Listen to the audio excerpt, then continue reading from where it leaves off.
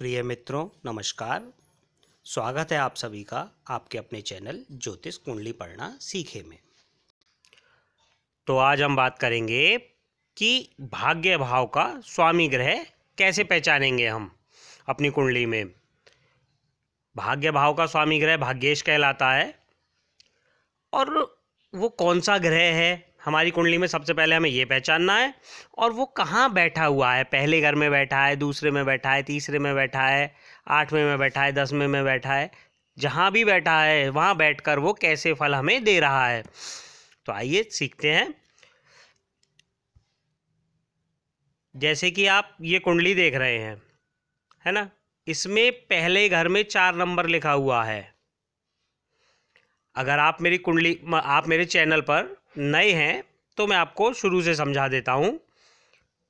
जैसे मैंने पहले भी बताया हुआ है, पहला घर हमेशा यही रहेगा। ये देखिए, पहला घर, दूसरा, तीसरा, चौथा, पांचवा, इस तरीके से पहला, दूसरा, तीसरा, चौथा, पांचवा, छठा, सातवां, आठवां, 9वां, 10वां, 11वां और 12वां घर।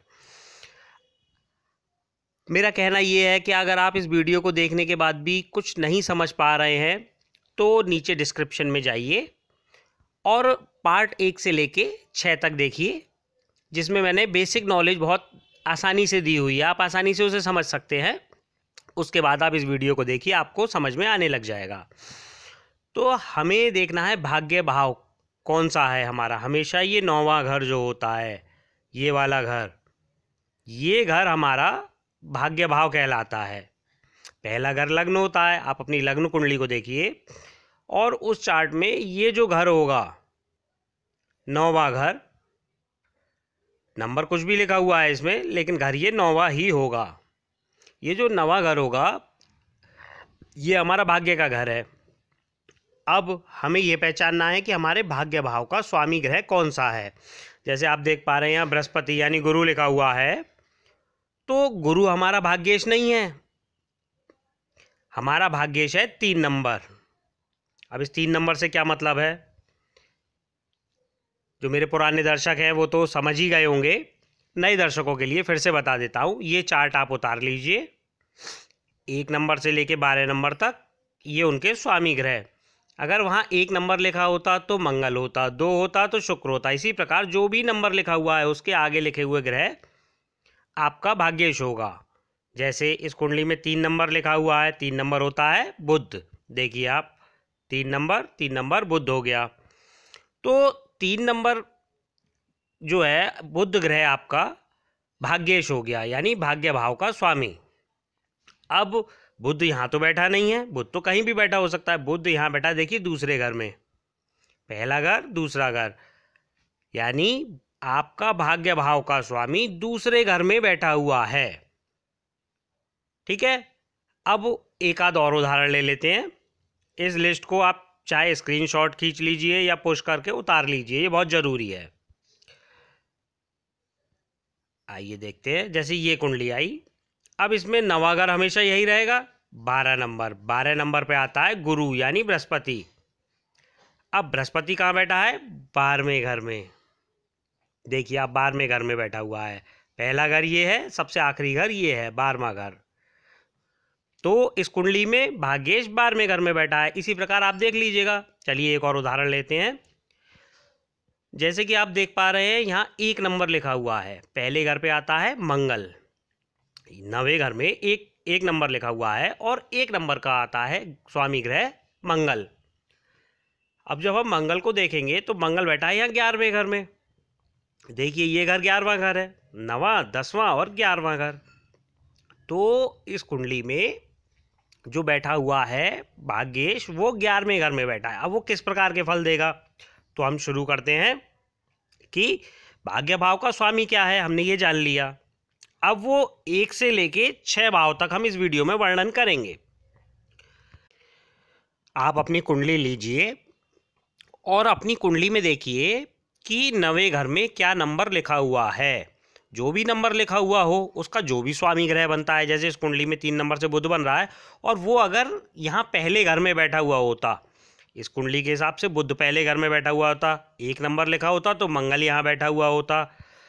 इसके हिसाब से जो भी नंबर यहाँ लिखा हुआ है वो नंबर आपके 9वें घर में जो भी नंबर लिखा होता उसके हिसाब से जो ग्रह बनता, वो अगर पहले घर में बैठा हुआ होता तो आपका भाग्येश लग्न में बैठा हुआ है यानी पहले घर में बैठा हुआ है, तो वो क्या करेगा, वो जातक को धार्मिक बनाएगा। ऐसा जातक देव गुरु ब्राह्मण आदि का आदर करने वाला होता है। ऐसा जातक विद्वान होता है। ऐसा जातक भीड़ भाड़ से घृणा करता है, वो भीड़ भाड़ में रहना पसंद नहीं करता। ऐसे जातक की जो विचारधारा होती है वो श्रीमानों जैसी, राजाओं जैसी होती है। जातक थोड़ा कृपण होता है, इस कारण वह धन संग्रह भी कर पाता है। ऐसा जातक पुत्रों के द्वारा यशस्वी होता है, यानी उसके पुत्र उसकी कीर्ति को बढ़ाते हैं। अब यदि यहाँ कोई अशुभ ग्रह बैठा हुआ हो, अब आप नहीं पहचान पा रहे हैं कि शुभ कौन सा है अशुभ कौन सा है, तो आप फिर मैं वही कहूँगा कि मैं हर वीडियो में नहीं बता सकता। आप नीचे जाइए डिस्क्रिप्शन में और पार्ट 1 से 6 तक का मैंने लिंक दिया हुआ है, उन 6 वीडियो को, छोटे छोटे वीडियो हैं, वो देखिए और समझ लीजिए। तो अब यदि यहाँ अशुभ ग्रह बैठा हुआ होगा तो मैंने अभी जो आपको शुभ फल बताए उनका वो नाश कर देता है। अब हम बात करते हैं नवमेश, यानी यहाँ का स्वामी जो भी ग्रह बना आपके भाग्य भाव का स्वामी, वो दूसरे घर में बैठा हुआ हो। जो भी ग्रह बना नंबर के हिसाब से वो यहाँ दूसरे घर में बैठा हुआ हो, तो जातक सत्कर्म करने वाला होता है, सत्य बोलने वाला होता है, धर्म में उसकी आस्था रहती है, सार्वजनिक कार्य, धार्मिक कार्यों में वो बढ़ चढ़कर भाग लेता है, समाज में नाम होता है उसका। अब यदि यहाँ जो है अशुभ ग्रह हो जाए और दूसरे घर में बैठ जाए अशुभ ग्रह, तो जातक के परिवार में कलह रहती है और जातक कर्कशवाणी यानी कठोर वाणी बोलने वाला होता है। अब आगे चलते हैं कि यहाँ जो भी आपका भाग्येश बनता है वो ग्रह यहाँ तीसरे घर में बैठ जाए, पराक्रम के भाव में बैठ जाए, तो जातक पति पत्नी में आपस में प्रेम होता है, काफ़ी अच्छा, दोनों सामंजस्य से अपना जीवन निर्वाह करते हैं। समाज में भी ऐसा जातक सम्मानित होता है, जातक दीर्घायु होता है, जातक धार्मिक होता है। अब यदि यहाँ अशुभ ग्रह होकर यहाँ तीसरे घर में बैठ जाए, आपका भाग्येश अशुभ होकर बैठ जाए,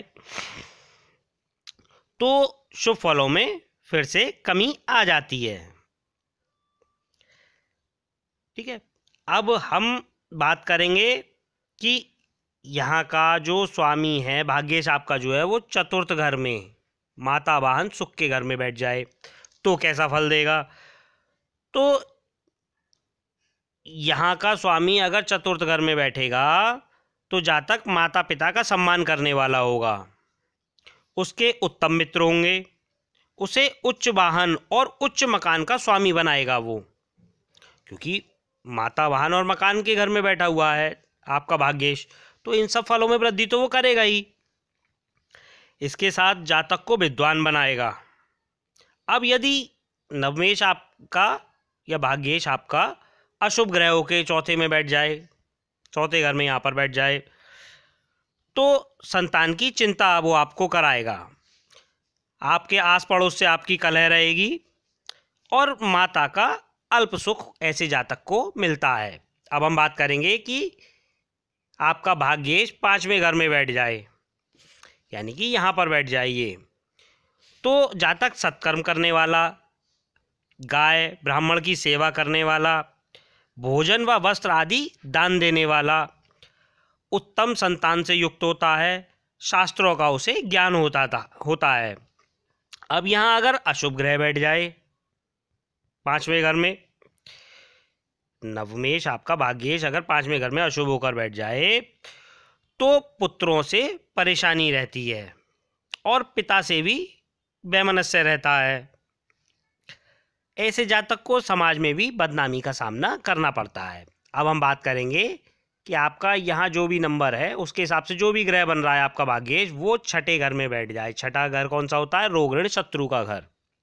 तो यहाँ अगर आपका भाग्य भाव का स्वामी बैठ जाए तो जातक धार्मिक तो होगा लेकिन कट्टरपंथी नहीं होगा, उसका भाग्य उसके साथ नहीं देता है। जातक में आलस पाया जाता है, जातक के हर कार्य में विघ्न आते हैं, उसे विफलता मिलती है। जातक को जब भी ऐसी नवमेश की महादशा आएगी या किसी पाप प्रभाव के ग्रहों में आएगा तो वो जातक को दरिद्र तक कर देता है। ऐसे जातक को पिता का सुख भी अल्प मिलता है। बस आज हमने बताया छठे तक। अब अगले वीडियो में हम बताएंगे 7, 8, 9, 10, 11 और 12 घर में बैठेगा आपका भाग्यभाव का स्वामी तो कैसे फल देगा। प्रिय मित्रों, आज इतना ही। धन्यवाद।